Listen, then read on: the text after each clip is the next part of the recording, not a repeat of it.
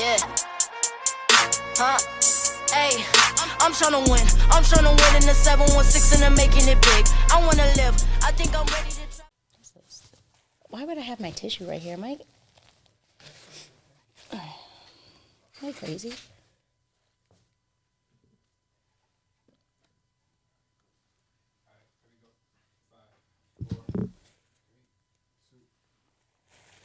But I need to fill you in on this little bet that me and V got off camera. So he's a Bama. I'm a Bama fan. He's a Georgia fan.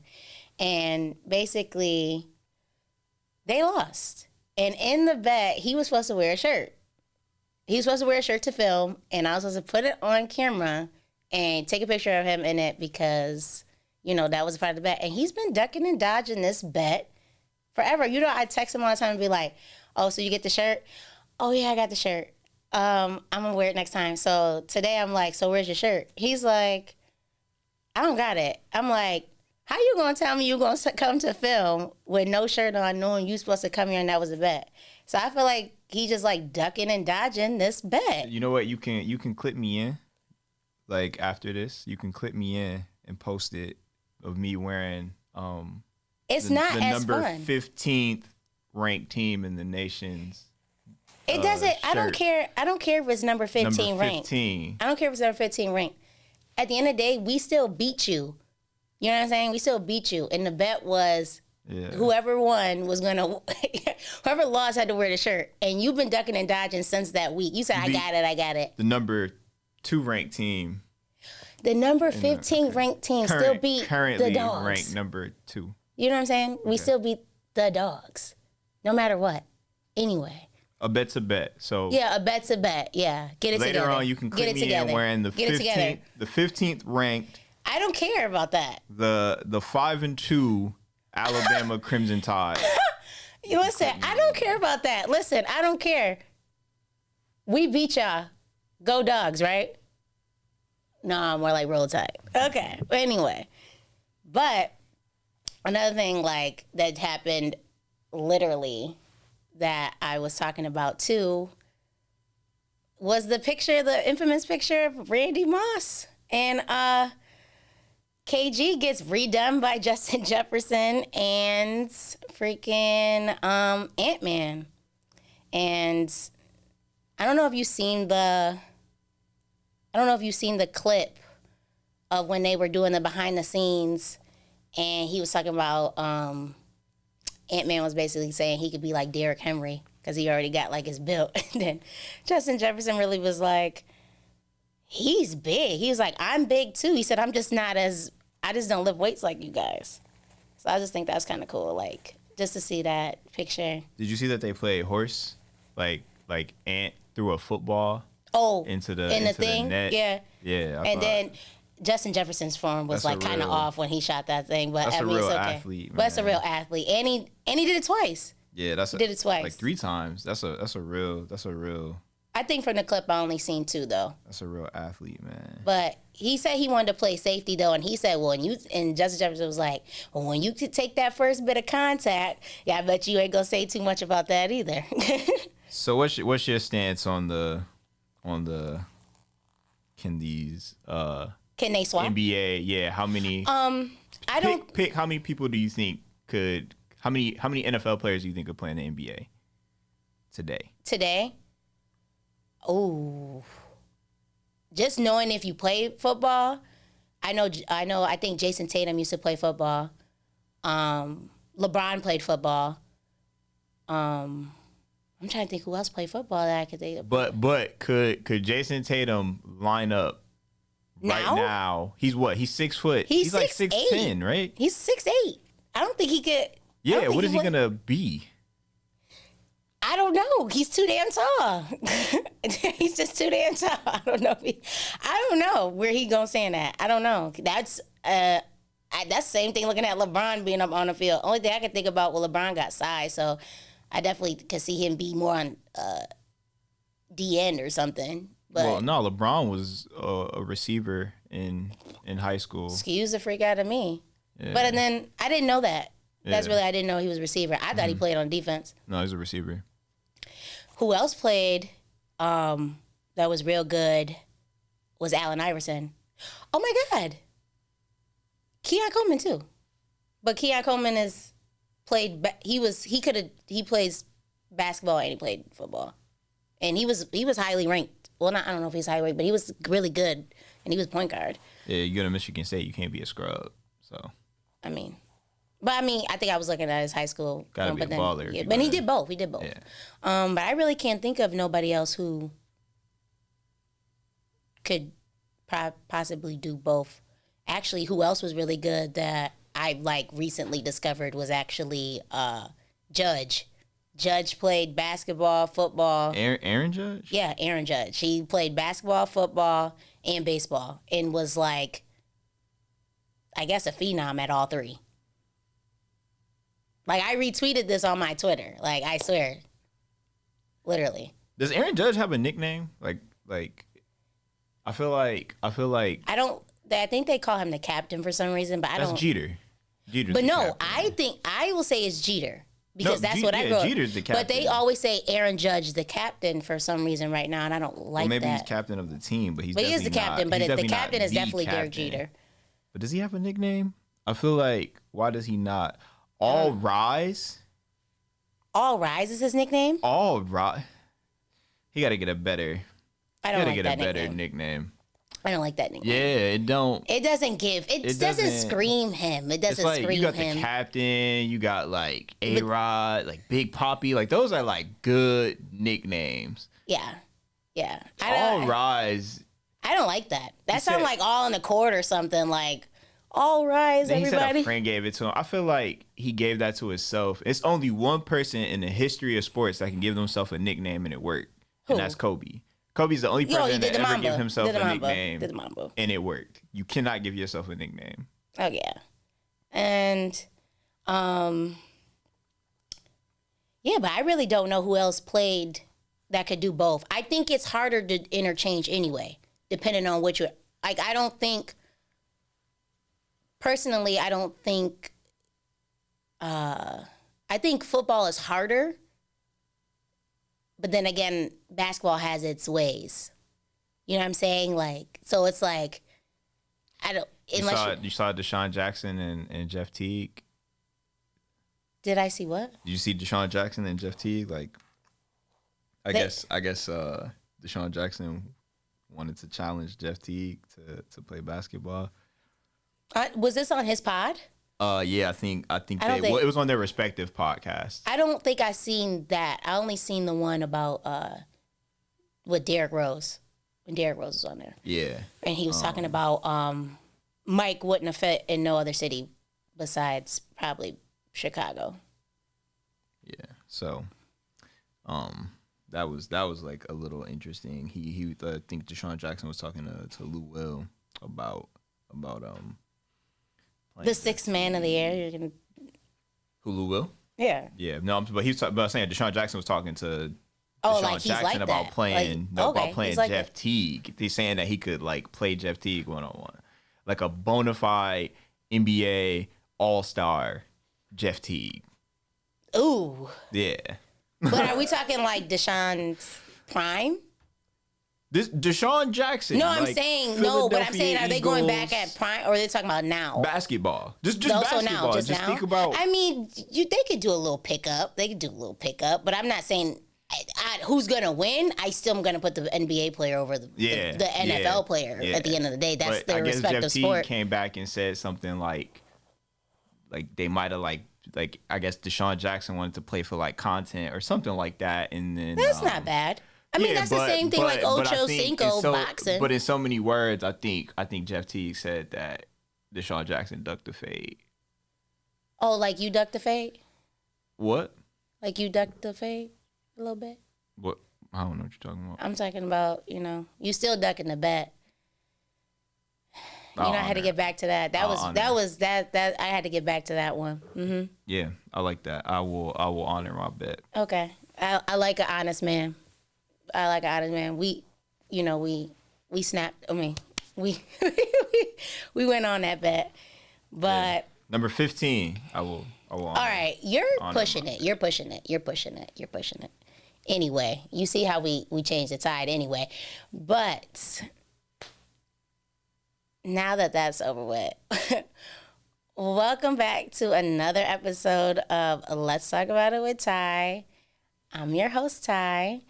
And for those of you tuning in with me, via YouTube, I also have Spotify and stuff like that. So if you want to take a listen to it, on your way to work, on your break, whatever, like I do on my breaks and stuff like that. But there is a lot of stuff we need to cover because sports is at the all-time high, greatest thing in the world right now. First things first, the World Series is in a couple of days, and I'm so freaking excited because, I'm a Yankees fan, and we're finally back. I literally, been on a rant page about this.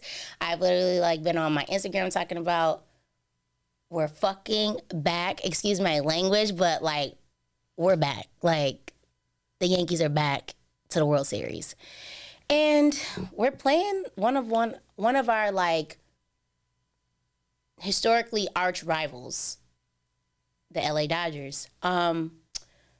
For those of you that don't know the history between these two teams, the rivalry actually started in 1941, all the way up until 1981 when the last time we met. The Dodgers actually, took home that game. We took majority of the wins within the rivalry, but we've seen each other 11 times in a 40-year span.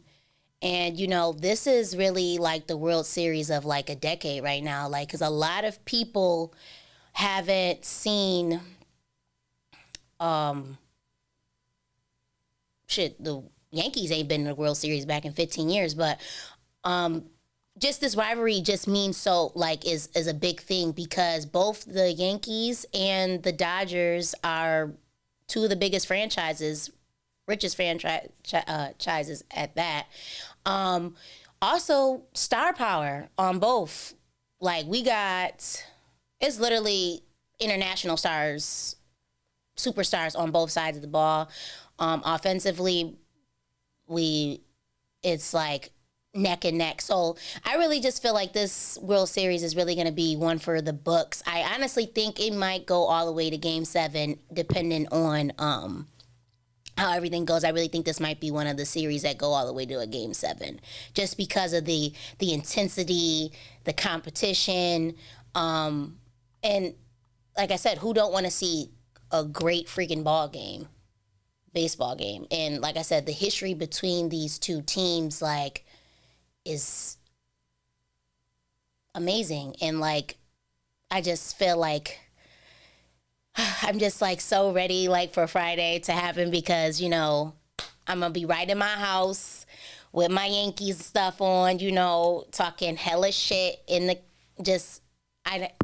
I'm so excited. I can't get over this. And I just want my Yankees.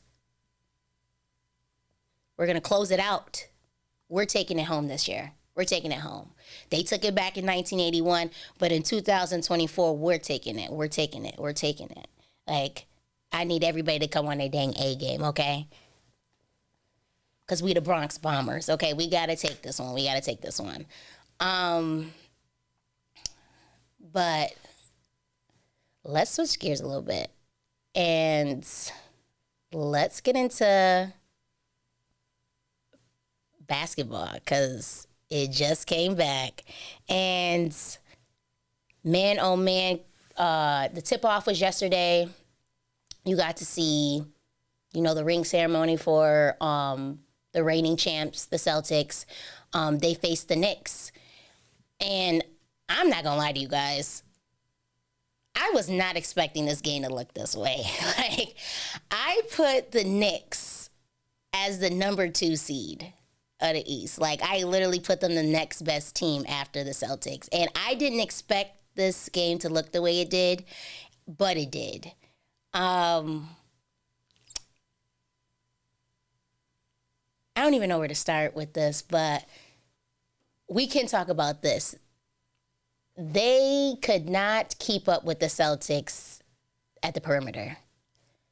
I mean, that's the Celtics' strength, is at the perimeter. And literally, they were able to stop Cat, and, you know, they were taking, like, you know, I think they did like 20. They tied yesterday for the 29 threes. I think the most that anybody's done in a single game. And it's just, wow, it's just that was a really good first game of the season. But it's just crazy that, you know, the best thing the Celtics actually do is they know how to go at your weakness. And with that, the Knicks' weakness is actually at their center. Cat is new. Cat's used to playing on the Timberwolves. He's in a new system. He really is, you know, adjusting to that. And so they go at him. And at going at Cat,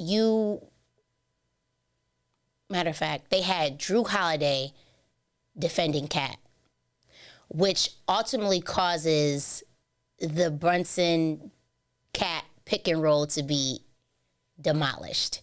And it's just like seeing that and like them neutralizing, you know, that means they keep Brunson, a player on Brunson. So he's dang near neutralized, you know. And just to see that was just, in a way, I just didn't expect that from that team. Like, I really didn't expect for them to look that way. But I did do some digging, and the trade that they had actually, I think, really put the Knicks back, because they don't have size like that no more besides Cat. And, you know, for those of you that don't know, the Knicks were actually, like, I think, second in rebounding. And their two that usually did the most rebounding was Isaiah Hartenstein, and he had about, like, 12% of rebounding, 13, actually. And then Mitchell Robinson had a 17% of rebounding, and he's injured. And Isaiah, he's at OKC. So that's, like, least likely for you to gain the ball again. You know what I'm saying? Like, a second chance to gain the ball. And then, like I said, like, Brunson got to go, get 35 for you to get ahead. Like, they had a 30-point lead. Celtics had a 30-point lead on the Knicks yesterday. That's unseen. That's unheard of. As a coming off, this is a tip off. This is the first game of the year, and like Josh Hart was so amazed by them. He said they all need to be drug tested. No, y'all need to get your asses on defense and do what y'all need to do. But neither here nor there. People really underestimated the Celtics in general. See, me, I just happened to be in Boston like a week or two ago. I actually got to see a preseason game of them. And man, oh man, like, y'all, they got a starting five. They got a bench. And they literally, like, 1 through 8, like, they all could shoot. They all could shoot. So it's like, I don't know. It was just a really good game. Jason Tatum had 37 points. He had 25 points before the even half. But yeah, Jason Tatum was the star of the night yesterday with 37 points, 10 assists, and 4 rebounds. Brunson and Miles, they both had about like 22 points. So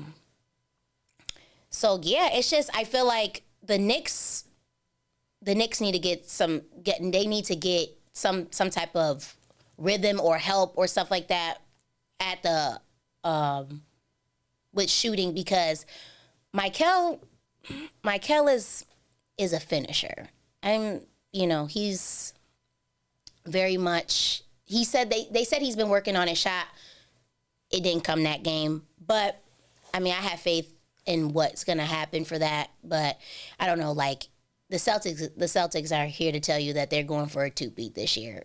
Jaylen Brown is coming off with that chip on his shoulder for not making the Olympic team. And, Jason Tatum is coming with a chip on his shoulder of vengeance because he got benched in the Olympic Games. I mean, it's gonna be a real good time in the East with that. And what also is so crazy too, that statistically, last year the Celtics had 41% at the three, and with that, they won 41 games and only lost one. This year, yesterday, they had 61% at the three. So just imagine what they're going to do this year with that type of statistical difference than it was last year. So I think people are like in for a rude awakening with the Celtics. And like I said, that I didn't expect that game to look like that. Now, the second game that came on was the Lakers and the Timberwolves. Now, I'm going to be honest. I don't know. I just didn't find that game to be all the way like as exciting as the first one. Just because, like, I don't know. I feel like there was just like, with that game, it was just a lot of adjusting. And what really stole the show yesterday's game was actually Bronnie coming in and playing with his dad for like 2.5 minutes in the fourth quarter. And, that was a really symbolic thing for Bron. And, you had the Griffies there, senior and junior, showing that you could play in the major, the pros with your dad and stuff. So I think that was really nice. But outside of that, you do learn that like JJ Redick is, you could tell like he's trying to like tweak little things, like spacing looks different, flooring looks different, and whatever he's done, he's gotten Anthony Davis going. Like Anthony Davis, I think shot like 35 points yesterday. LeBron, could take a lot more rest than he was. So I think it was just, you get to see a chance with that. The Timberwolves, I feel like they're adjusting without Cat. We're going to see a lot of bumps with this team, I believe, because of the Cat being missing and I was on the Knicks. You got Rudy Gobert playing at the 5, which he wasn't bad. But I think it's just, they're used to, Cat gave production even though he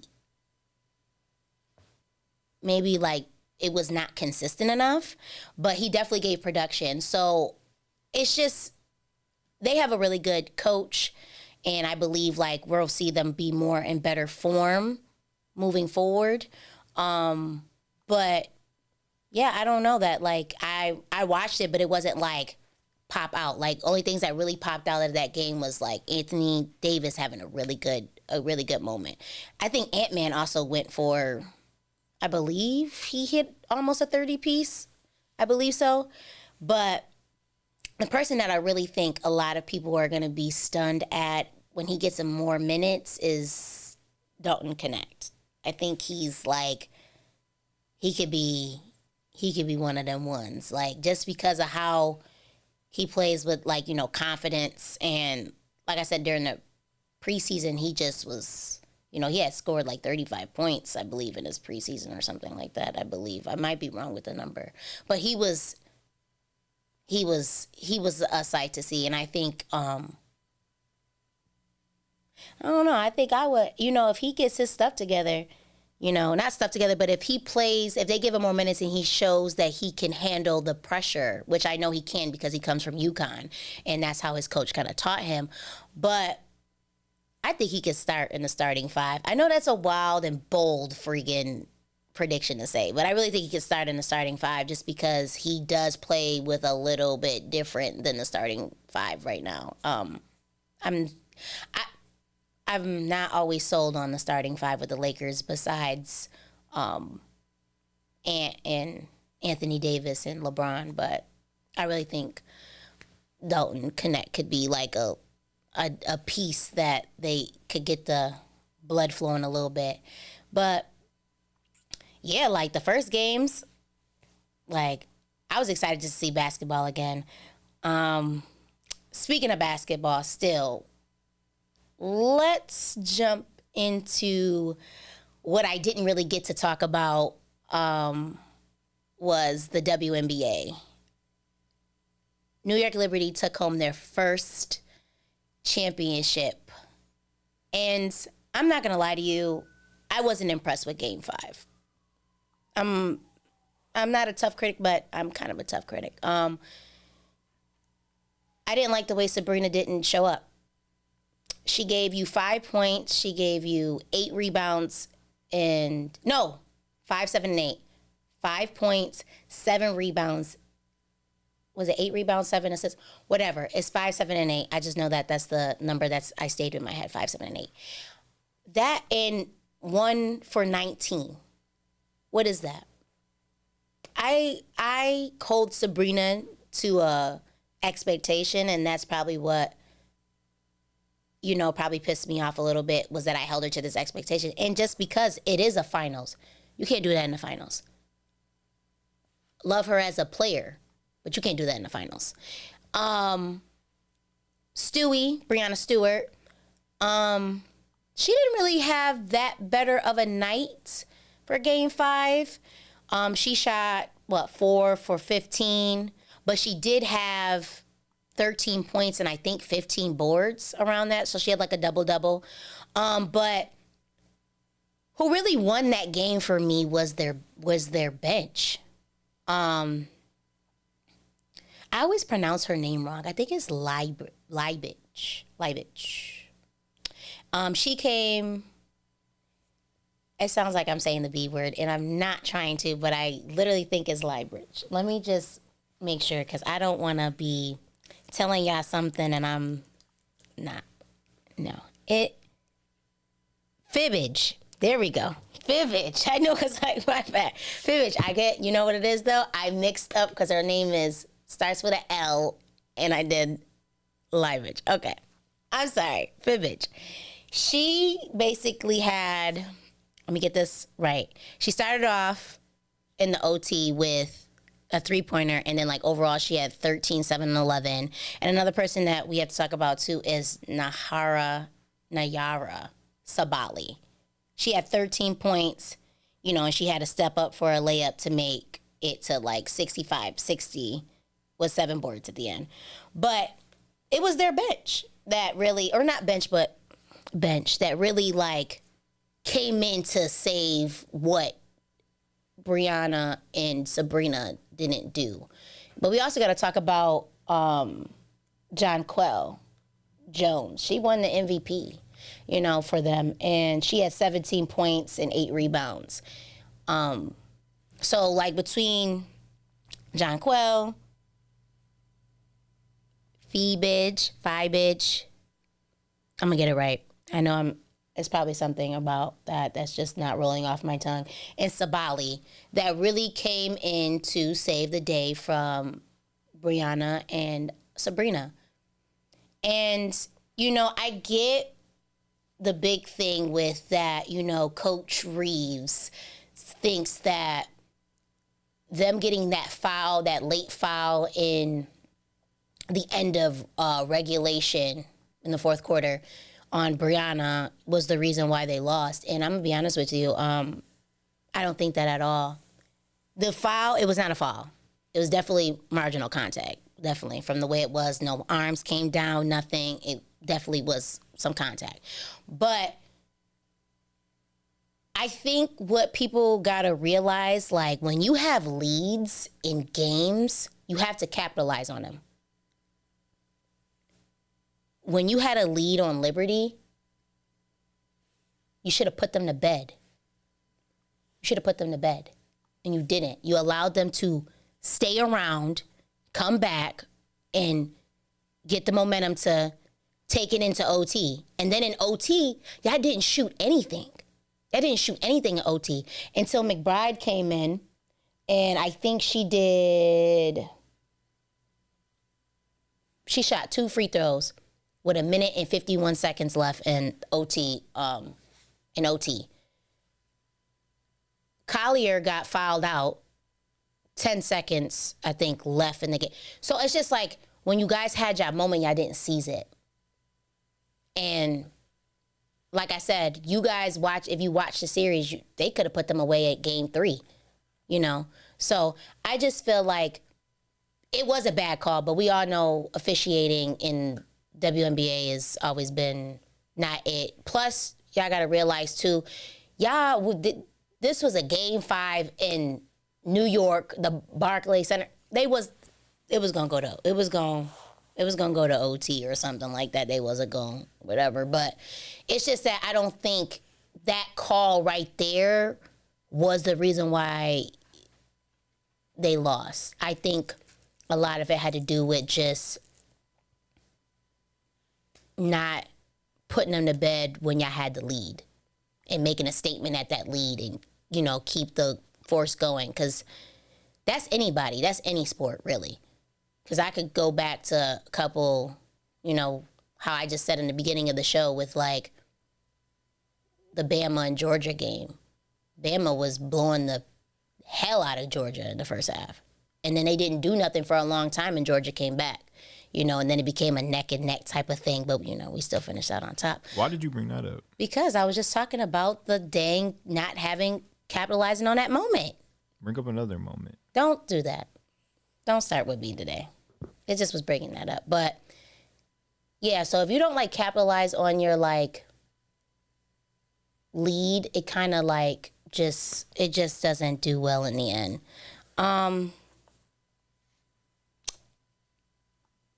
But I think the Lynx in itself, they still do got a good team, and they could build off this year.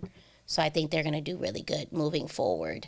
They're going to probably play with a different momentum and stuff. But I really think moving forward, like, this isn't no, like, chip away at y'all. Like, y'all going to come back, probably most likely make the playoffs again, most likely can get into another finals and do well.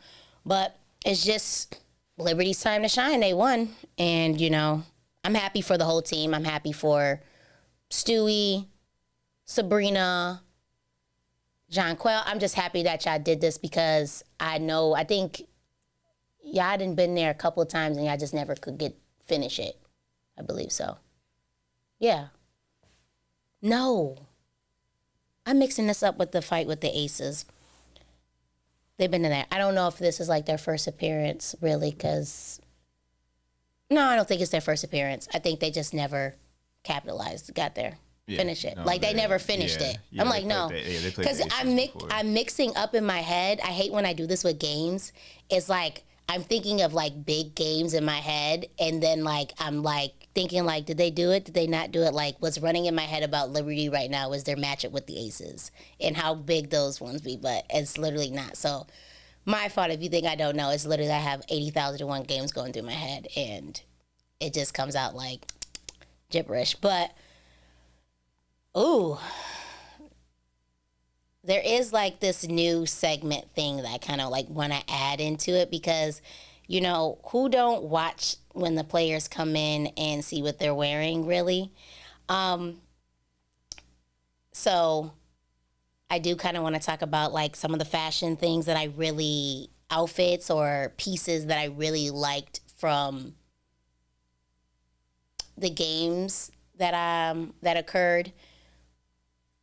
I didn't actually pick football because I just didn't think Sunday's football thing would work for today. So I kind of went off, you know, just basketball related just because the games. But one of the actual pieces that I really liked was actually Jaylen Brown's Celtics coat that he wore coming in. I really believe that is a Jeff Hamilton custom. And if you guys don't know about Jeff Hamilton, he's, like, known to do, like, these really intricate coats for these players when they win these big games. Like, everybody knows the most infamous photo of Kobe with the championship trophy in his arm and stuff like that. He's actually wearing one of those coats. I believe Shannon Sharp has one too from when I think he won with the Broncos, I think.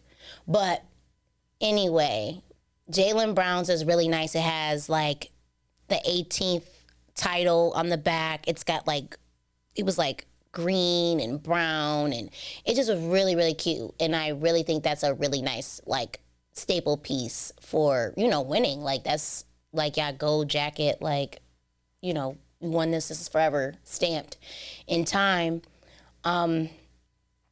Another person's jacket that I really liked was LeBron's. LeBron was wearing an LV like tan and brown blazer with the monochrome on it, like the symbols of LV on it, and I really thought that was like a really like good staple piece.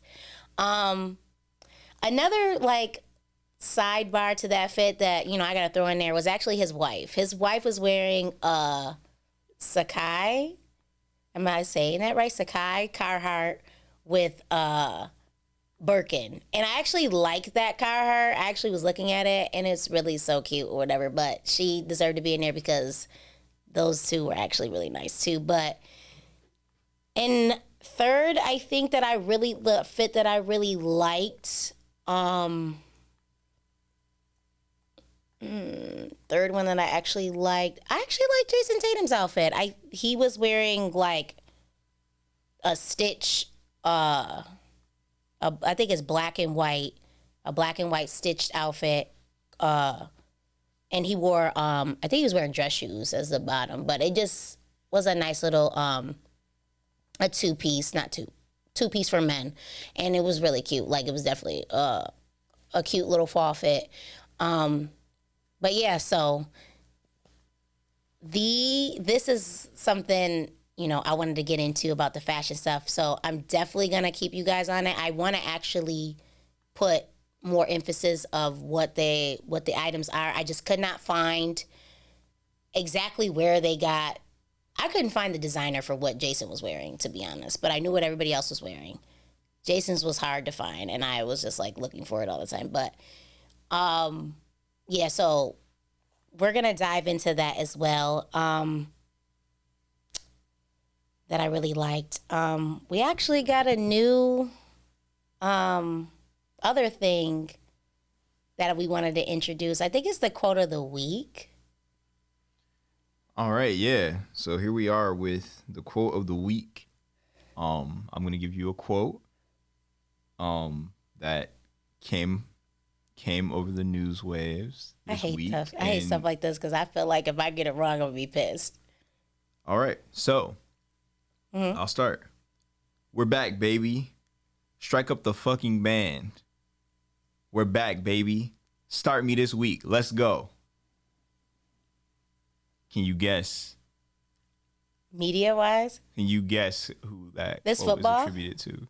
Yeah, you're in the right direction. Okay, football. I'm in football. I'm trying to think. Is this after a trade? It's not related to a trade, but it's not. No, I'm saying, is it related to somebody coming to a new team? It's related to somebody coming back to play. Oh, there's Tua with Cheetah. Yeah, it's Tyreek Hill. I knew it was that one. I had to think about it. I'm like, no, I had to think. I'm like, I think it was like, I gotta have some context. It was definitely, I think, yeah. Cheetah said that on camera. Yeah, it's Tyreek Hill. Yeah. Because Tua's coming back. He can come back from the protocol. Yeah. I don't know if, I mean, they're 2-4 right now. I don't know if that switches. They're also second in the AFC East. They're in second place in the AFC East at 2-4. The AFC stinks that fucking bad? The AFC East. Like what? They got 2-4 is their thing. The second best team in the AFC East has a record of 2-4. Yes. Yo, the AFC East is fucking slipping. Like, I'm sorry for my language, but that is crazy for the second seed in the AFC East to be 2-4. But I feel like, I don't know if Tua coming back changes that much with that. So for to say that, but I get it. The enthusiasm, they get their guy back, but Cheetah is Cheetah, He almost had 2,000 yards last. You know what I'm saying? Cheetah's Cheetah. I think Cheetah could, I didn't find a problem with Huntley, like when he was back up for Lamar, but I thought he was okay. I don't know what's going on over there, but yeah, I kind of figured that was Cheetah, though. As soon as you said it, that's why I was like, is it some type of person that just came in there? But I actually just watched that, so that's crazy that I actually remembered it. But I can't get over that. Yeah, I can't get over that. And you said that, like, you should have put a little more oomph in it. But definitely, I get it. So, speaking of football, let's talk about some of the games that are going to happen this week that I'm like tuning into. Can't wait to see. College wise, I always really do like the ranked teams when they play each other, just because of the intensity and stuff like that. Like, if y'all know me, I'm like very much a shit talker, and I like those type of games, like where they meet and all that goes on. So for the NCAA, I have games to look out for. I have Illinois versus Oregon. I have Missouri versus Alabama. LSU versus Texas A&M. I think those are going to be really good games, just because they're all on the top 25 ranked. And just, I know they're going to bring it. So I really like those in the college way. And in the NFL, I have Eagles and the Bengals, Bears and the Commanders, Bills and the Seahawks, Cowboys and the 49ers. Now, the Bears and the Commanders actually stick out for me the most because they do have two rookie quarterbacks. And I just think that's going to be a good sight to see, just because of how good they've both been playing. So I'm really excited to see that game. Eagles and Bengals, just because of, like, they don't got a rivalry, but they kind of do in a way to me, just because, I mean, come on now. It's Jalen Hurts versus Joe Burrow. They got same draft class. Yeah, same draft class. Plus, like I said, you got Smitty and you got AJ Brown, you got T. Higgs, and you got Jamar Chase. Respectfully, they got Saquon Barkley on the. I just think it's just gonna be a good game. They better not let me down. That shit better not let me down. The other one, Bills and the Seahawks, they're respectfully the first in both their divisions. So I think that's going to be a good thing to see. Plus, not even that, though. Like, I just kind of want to see the development of, not development, but like, it's so crazy. Like, Amari Cooper did not know what the hell was going on, supposedly, for that touchdown that he did. He's just Amari Cooper. You know what I'm saying? Bama player. I always pride with my Bama alumni people. So, but just to see, I want to see how that dynamic moves forward, like with that. And then, plus, I'm wondering, is DK Metcalf ain't injured. I don't know why I thought he was on the injury list. No, he has a MCL sprain. He's considered week to week. Week to week? Okay. No, I knew something. I knew I have in my head. I have like a file of everything going on. So I knew it was. We don't know if he's playing yet. Yeah, it doesn't know if he's playing yet. Said, but we'll see. So that's good. That should be a good game. And then the closers, the Cowboys and the 49ers. Anybody knows that that's a rivalry in itself. I don't know who's gonna take it though with that, because the Cowboys ain't been doing that. Neither team is above 500. Neither of them. And I think they said Brandon Iuk is out for the year. Torn ACL. Yeah. Mm-hmm. And I don't know how long Debo's out. So you got Debo out. You got Brandon Iuk out. You got CMC out. I don't know. It's, even though a bunch of injuries and stuff, it's going to be what it is. It's still a rivalry team. I think that'll be good. So I'm kind of excited about that game. And, you know, to close the show, I don't know if I informed you guys or I said this a couple episodes back. I actually do a segment on my Instagram where I talk to current athletes, you know, via in high school or in college, and we have conversations about, you know, their play, you know, who they are, et cetera, et cetera. And this week we actually have another high school player, Elijah Kimball is going to be who I talked to Sunday at 7 at my on my Instagram. If people don't know it, it's at Tayana, TAYANA.SI. And I link it in with my pod page, which is Let's Talk About It with Ty. And yeah, we're gonna have fun having this interview with this dynamic running back from Canisius. And, you know, so I'm so excited to have, like, let you guys know about certain new segments that we got going on around here. You know, I'm just so excited for what's to come with the show, with everything that's going on. So you can tune in via my YouTube, my Spotify, my Amazon, Apple Pod, you know, however you listen to your podcast. I just want to, like, thank you guys, like, for tuning in with me and growing with me, and, you know, can't wait for the next episode. See you soon.